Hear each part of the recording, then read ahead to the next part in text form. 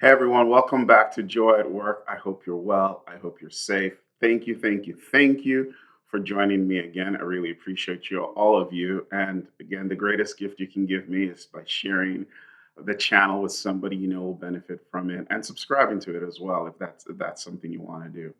Just wanted to remind people because I have a few new followers that I do have a book, Becoming a Leader in Product Development. Check it out. I talk about a number of things from this book on this channel, but the book also goes into things I don't talk about on this channel. So you probably will want to check it out. When you do, let me know. Leave a review on Amazon. You can get it on Amazon. You can get it on A-Press if you're not someone to buy things from Amazon. So let's get into the meat of today's topic. Help, I'm stuck career wise, part two, I guess is what I'm going to dub it. So last time I shared that someone had said they felt stuck career wise. What should they do about it? Or if I had any videos on it. And so this started this particular series. And so the first thing I said was you need to validate that the way you feel matches reality. Because sometimes there's a disconnect between how we feel or what we feel and what is real. And so I provided the advice just go back, reflect on your career, write down your accomplishments, look at things, and just assess whether you're legitimately stuck. So let's assume you've done that and the evidence or the facts are screaming at you saying you're stuck, you're stuck, you're stuck. What do you do then? Well, the next step that I go through and I've gone through and I would suggest you go through is to try to understand why you're stuck. Are these factors of your own making? Are these factors that come from the outside, or is it a combination of the two? My experience is that a lot of people, when they feel stuck, look outside of themselves, and they may be right. They may be right. Like the reason why you might be stuck is your manager is just not interested in seeing you progress in your career. That is a legitimate reason why some people are stuck.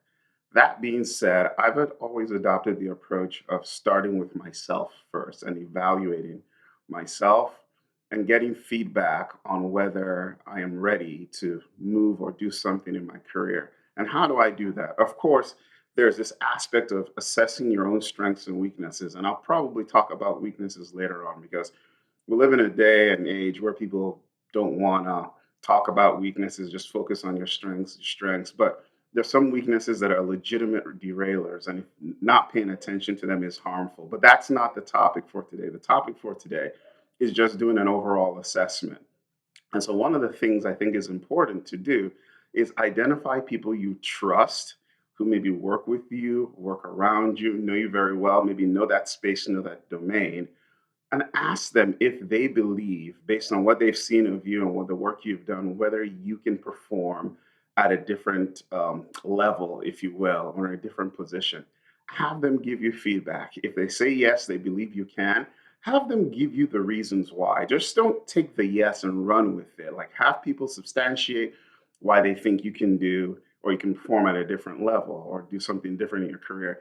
And if they say no, ask them as well to tell you why, because those are the things you want to work on and get better at for others to see as you think about what might be getting in the way of your growth or progression and why you feel stuck career wise. So that's one of the first things I would do.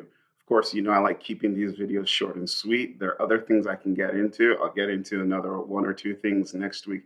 But start there. If you feel stuck, you've validated that you are stuck, go get feedback from people you trust about whether they truly believe you can succeed in a different position, different setup, because sometimes we think we're ready for the next thing, but we're not.